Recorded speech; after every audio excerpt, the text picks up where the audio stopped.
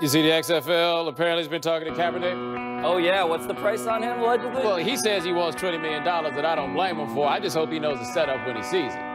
You think they're trying to make him into something beyond what he wants to be? I mean, if the league says they're going to be the league where everybody stands for the anthem and it's run by a man who runs wrestling, they're not bringing you to be a babyface, baby. They're bringing you to be a heel. You better keep your helmet on the sideline at all times before somebody throws some bottles at you. I got to say, I would love it if Kaepernick did lean into being the heel in the XFL and just trolling all those people. He doesn't really have to lean. Ugh.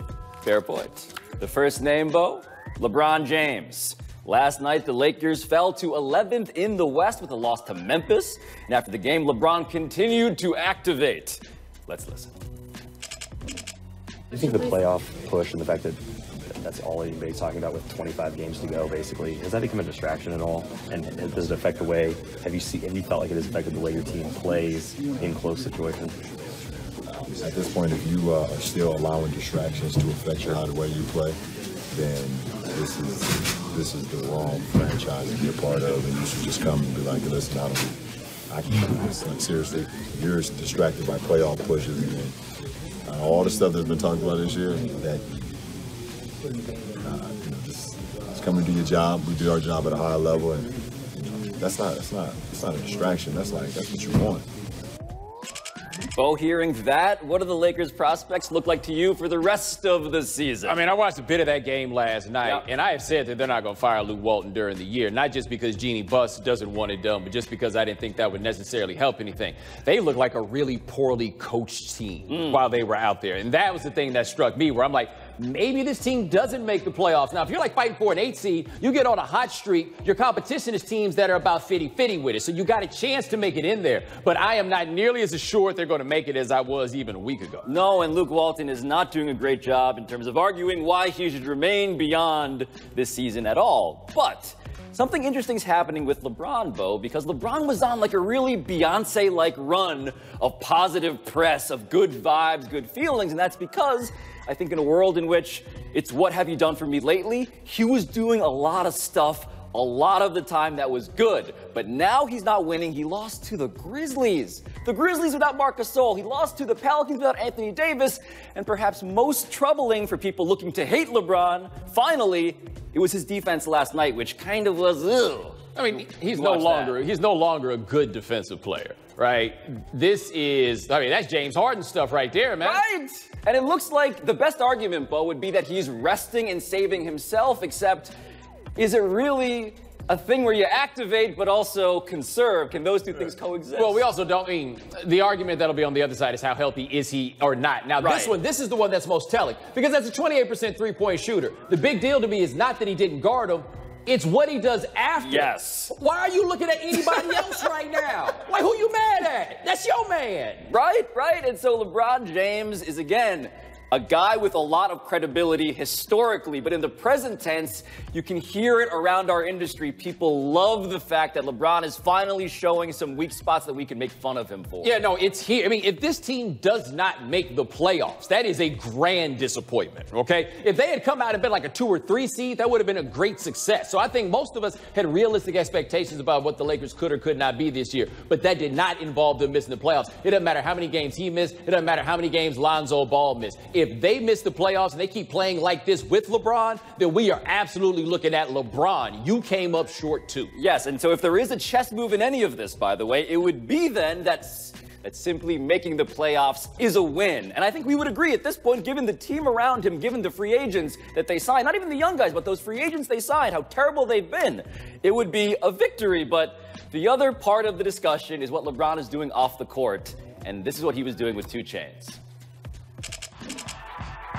He's A&Ring his new record, Bo, and people have noted that this was before a game. He took off for load management. But hold on, do you know what A&Ring is? Like a serious question, do you know what it is? I looked it up because I wasn't sure. It's, I like this song. Yep, it's a lot of head nodding. Like, this is what it is. The notepad and everything, man. When it first came on and it's saying, high life, I believe it needs a feature on there. We're going to keep it fun, as you said, but you add substance to it. Just start it for me. Like, this is not interfering with playing basketball. No, I agree. I agree. But From an optics perspective, people are have been waiting to jump on LeBron for doing stuff that seems a distraction because for the first time, it looks like the playoffs may not be in the cards. But we ain't got to validate that. Like, that's dumb. Just like the thing that got hit where the guy asked the question, is a playoff push a distraction? A distraction for what? Pushing for the playoffs? I agree. I just love the notepad. Get a notepad. You had notes and everything.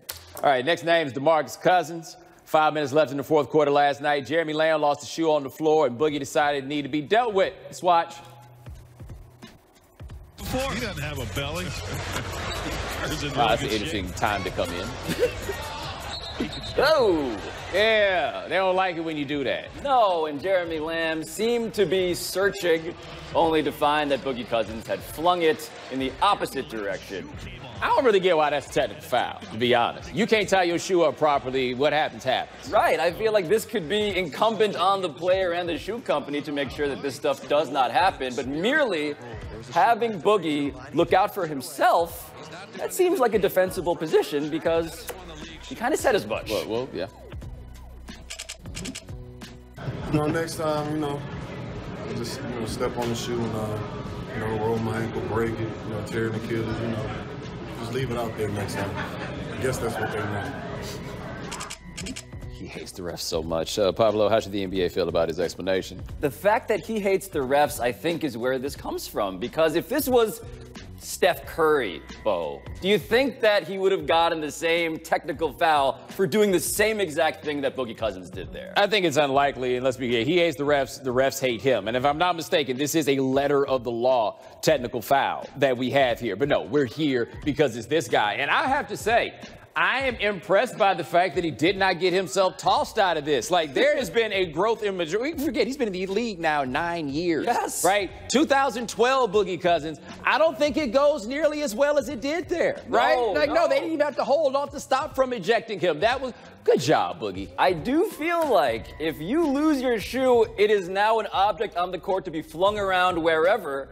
But to your point about Boogie and how far he's come, the dude also had 24 and 11 last night.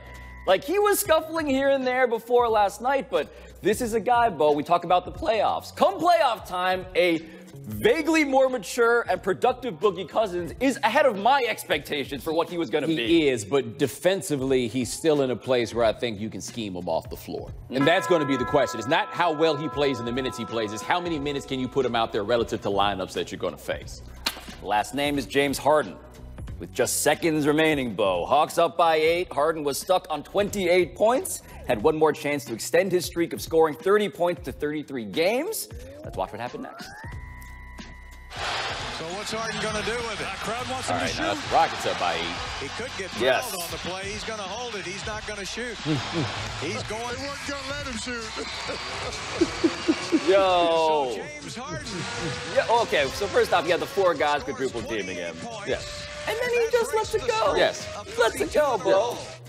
Was anything about how the Hawks played that petty to you? What did you make of how that resolved itself? No, not at all. They traded barge. No, that was not petty. And here's why it wasn't petty. We have seen this come up over and over and over again in the NBA about guys taking these shots at the end of games when their teams are ahead and how that is bad etiquette. That is a shot that James Harden should not have been looking to take in the first place according to those rules. And the Hawks were there either saying one of two things. A, you're not going to take this shot, or B, take it and see what happens. But I also feel like James Harden was ready for this streak to end. He's been doing this for 74 days. And one of the things we learned over the past week, as we heard what James Harden allegedly told Steph Curry, who then told Mike Budenholzer during All-Star Weekend, was that he's tired. Like he said after the game, A, this was the first game where I really got to move my neck because he had neck problems beforehand. But then the second thing is, he knew he wasn't going to catch Will Chamberlain. Will Chamberlain was over twice as long of a streak, so what did this really get him? Yeah, but I feel like we already knew he didn't want to play like this because we knew this by the fact that they got Chris Paul in the first place. Correct. The whole point of getting Chris Paul was so he wouldn't have to do those things. And I imagine it had to be liberating for him, for Mike D'Antoni to see they could win that game against the Warriors without Harden even being on the floor. You ain't got to live like this. Yes, he asked for Chris Paul. He asked for Ty Lawson before that. And when he heard Kobe Bryant, Scottie Pippen, Tracy McGrady saying this style won't work in the playoffs, James Harden is a Kobe stan. I think that might affect how he perceives his style. I think he already knew that. Like, I don't think there was any revelation there. They just decided that's what they were going to do. Coming up next, Dennis Rodman told Joel Embiid to shut the bleep up. Yeah, for real. Who's hungry? High Noon is brought to you by Taco Bell's Nacho Fries, now serving near you. Charles Peanut Tillman, now an FBI agent. Yeah, I didn't realize that you had to be younger than 37 to become an FBI agent, but apparently Peanut got right under the wire. He seemed so cool. Now we can't hang out. No, you can't. You the police. I respect authority. Quote, shut the bleep up. Said Dennis Rodman about Joel Embiid, saying that Wilt Chamberlain is the GOAT and not Jordan. Let's listen. Shout out to TMZ. Joel Embiid, you're doing a great job for your little island or country where you're from, man. Shut the up. Go do your job and do Philly proud. That's the one thing they need is a championship. He's dead wrong on this one? He's wrong. Wow, you're that American geographical knowledge, right? That island nation condescension does not fly well on this side of the table or that side of the table, I would imagine, even if Joel Embiid is actually from Cameroon, which is not an island nation in any way. But Bo, I do believe that Joel Embiid has stumbled upon a hot take that actually is kind of underrated. Wilt Chamberlain, a lot more impressive than people actually give him credit for. It's amazing how many people, like my dad, Wilt is his number one. So I grew up in a house where Wilt was always the number one. And it is like wanton dismissal of the most impressive statistical character, more physically ahead of his time than anybody else. But the knock on Wilt is 2 championships. He only had 2 championships. And who is the person knocking him right now? A man with 5. Yes. Right? A man who is, regardless of what Dennis Rodman seems to be, he's NBA winner guy. So if there's anybody that's like, no, it's not Wilt Chamberlain, it's the guy with 6 rings, it would be Dennis Rodman. I just love how Dennis Rodman can traipse across the world, can work with North Korea, but at the end of the day, he's still all about counting the rings. Yes. Like the most American part of Dennis Rodman will never be changed, which is that count the jewelry on my hand, please. Let me tell you, you drop Wilt Chamberlain off in 2019 and he would still dominate. Oh my God, absolutely. Next quote. Everyone can be available. Shams Charania at The Athletic reports, quote, Boston made their intentions clear to the New Orleans Pelicans surrounding their pursuit of All-NBA star Anthony Davis after the season. Everyone can be available, end quote. Bo, does that surprise you at all? No, everybody's on the table to get Anthony Davis. It don't even really matter what team it is that we're talking about, pretty much. Everybody's on the table, but it doesn't mean you can have everybody at the same time. So yes, Jason Tatum is available. Jaylen Brown is available. Are they available together? I don't know about that one because Danny Ainge doesn't seem like that tight. Yes, the Celtics have thrown around the term the farm. You can have the farm, but are all of these people on the farm is the question you raise. What the Celtics are really happy about, though, is that finally, after Anthony Davis's dad made the block real hot for them because of the Isaiah Thomas thing, holding that against them, Anthony Davis did come out and say, the Celtics are on my list. I never said otherwise.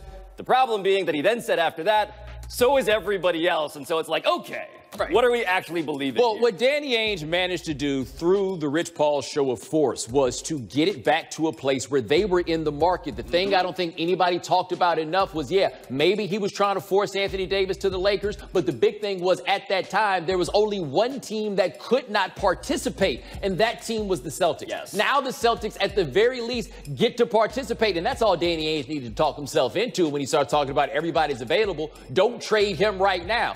Then the summer's going to come, and you know what you're going to get? The actual Danny Ainge, the one who fleeces people in trades, because he seems to only make trades if there's a fleecing. Yes, the main thing I am doing if I am Danny Ainge on my cell phone is just sending clips to the Pelicans of the Lakers. Just like, hey, these guys, remember when you beat them without Anthony Davis, and now they're supposed to replace those guys? Ironically, Brandon Ingram looked great lately. Like that maybe you would have wanted him. Quote, go Tigers, with an X. That's what Anthony Jordan apparently wrote in a Facebook post in 2014 in which he's holding an LSU shirt. Now, Jordan was the head ref in LSU's win over Tennessee on Saturday. Now, let's look at the post. There we go. Oh. Yeah, he's got the shirt. And now what he says is he was in another country. He was surprised to see the shirt. He wasn't trying to express an affinity for either school. He was just showing what he had seen. But Pablo, should he be allowed to work another LSU game? Well, the funny thing is, Bo, if I am playing LSU, I want this guy now to work that game because all of the pressure on him publicly to not be this guy, to not be the guy saying to all my Bamas, go Tigers, that must be heavy. But I also understand why this is just a terrible look, right? The holding of a T-shirt as a gesture. Well, important though, how does this come up? Because this happened in the last game, in the LSU-Tennessee game at the end, where he calls the pivotal foul. Yeah, no, there was a discrepancy. Yeah, no, that's the thing. And by the way, this looks like a foul. Rick Barnes didn't think so, but I ain't never took Rick Barnes' word for nothing. Right? And so he's the guy that makes this call.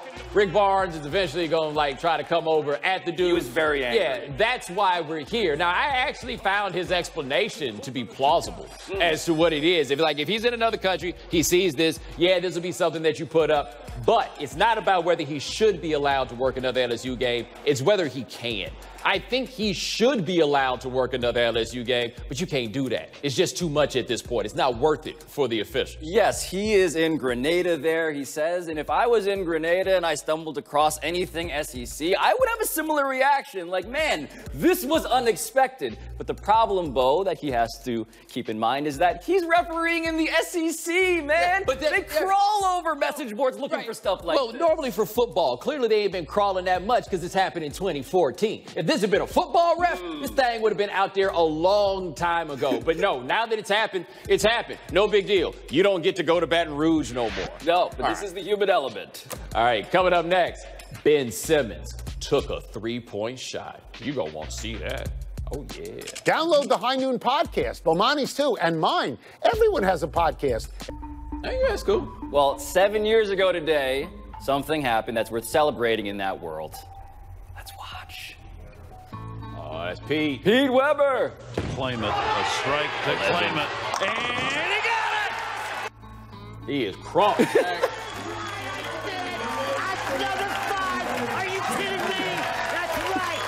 Who do you think you are? I am. What does that mean? Who do you think you are, Bomani? I am. Well, by the way, go read his wiki page. It is a lot. Did you not know that? No. Oh, no, that man's soul done seen rivers, ancient dusky rivers. Like, this is kind of like, what if Peyton Manning, because his dad played in the league, it was a pretty big deal, came, took the world by storm, and also got strung out on cocaine. Okay, so there's some Howard Dean, there's some Todd Marinovich in this man. He made enough money bowling that in the 80s, he said he spent 150 G's on cocaine. How you get 150 G's bowling? Today's number is 4th. Pete Simmons attempted his Ben Simmons attempted his 4th three-pointer of the season last night. Let's watch. He's a point guard, by the way. Here we go. They're like, you got this, homie. And that's why they let him do it, although it's closer than I think a lot of us expected it to be. Honestly, like, from any sort of physics perspective, this should be a win. Well, Pablo, is that a good sign? It is, man, because we spent a lot of time, Bo, making fun of Markelle Fultz, right? Markelle Fultz this year, 4 for 14 from 3. Ben Simmons taking a 4-3, which he's now 0 for 4. That is progress by any measure. Markelle Fultz was the one dude who was not trying to hear nothing about his shooting from Ben Simmons. Like, that's the cat. He's like, nah, man, you need to go ahead and fall back. Like, you need to go look at some of these numbers, though. It's not just he doesn't shoot threes. Like, from 3 to 10 feet, his numbers look a lot like Shaquille O'Neal in the last 11 years of Shaq's career. Same with 10 for 16. Like, he can't shoot at all. I've never seen anything like this. It's bad. Like, it's one thing not being able to shoot. He can't shoot so much, he doesn't even really try. No, and I talk to people who are around the Celtics, who are around the Raptors, and as much as this is a thing that he can get over in the regular season, come the playoffs, no, we've seen it. They do not fear him at all. No, we've seen it. He's a problem. In closing, as a man who has been said to look like every bald black man whose skin is a lighter shade of brown, I'm in a position to say something I never thought I would. I feel you, Sherry Shepherd. I feel you. Octavia, I am in the VIP lounge at the airport in New Orleans, and this guy is really loud. He wants to know why I haven't been nominated for another Oscar this year. And now everybody here is wondering why I haven't also been nominated for another Oscar. And people are telling me how much they love me in Hidden Figures. What the hell? They think that I am Octavia Spencer. And I can't tell them that I'm Sherry Shepherd because they're going to throw me out of the VIP lounge here at Delta because I used your name to get in. Next year. boy. You relate to this, Bo? I mean, there's some embellishment here, obviously. They wouldn't throw you out of the lounge for that. They know it's you. They throw you out because you think the world is flat. But, no, man, people just think you other people sometimes. Right. I mean, the most justifiable Bizarro Bo is the dude on CNN. Yeah, sometimes. Keith Boykin on CNN. He's the one that I'm like, okay, I kind of halfway. They out here trying to make me Jerry Rice. Have you seen that? No. Yeah. The thing for me is because there aren't many other Asians, no one thinks I'm someone else, but I just got Youngmisuk saying someone at a bar thought he was me. And that is the coaching tree I wish to build. In closing, as a man who rode shotgun while planning a wedding, I'd like to take a moment to marvel at how the other half lives. Let's watch. A beautiful ceremony. It's a wedding. Except...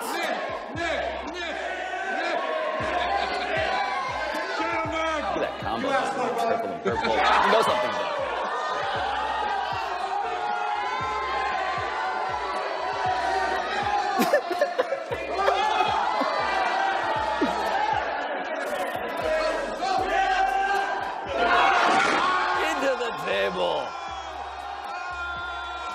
And I think is that a You Can't See Me? Is that a John Cena move? I guess so. Bo, this is your people, man. What the hell you mean it's my people? They're wrestling fans. What's that got to do with me? You love wrestling. No, I don't. You did.